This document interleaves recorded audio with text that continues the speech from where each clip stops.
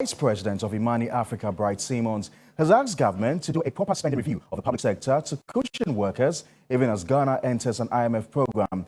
He tells me the only way to win the hearts of striking labor unions will be for government to make considerable cutbacks on administrative expenses to free up funds. He first gave his thoughts on the IMF's meeting with the government officials. Sometimes the IMF sees an opportunity to intervene quickly before things get worse.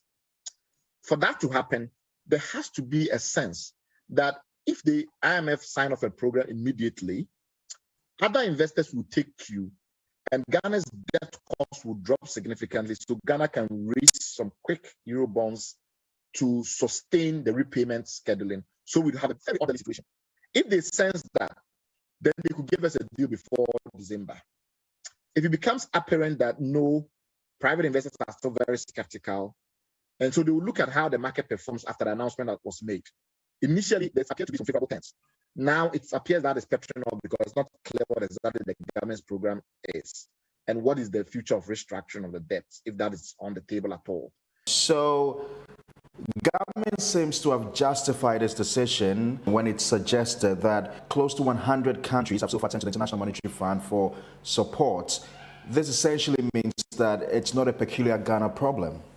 I don't doubt that global inflation has an uptick, but what is that percentage increase globally? And why is ours so much more severe? The reason we are in this situation is really simple.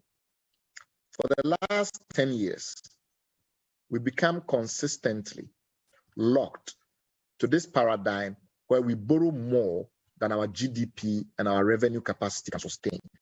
That's how we run the country. There are already agitations on the labor market over pay rise to cushion them in these difficult times. Government clearly does not have the money. What should be the push of government at this time, especially as we enter into an IMF program? It's natural and not controversial to expect that they will ask for more money. The government's only hope is to do a proper spending review of the public sector and look at not just the amount of money that it pays in compensation, but look at the remuneration ticket as a whole and try and cut administrative costs significantly. The cost of the vehicles that are riding in, some of those services are classified regularly under remuneration rather than the goods and services. It should also obviously cut goods and services. Even those costs that are classified as goods and services should be cut.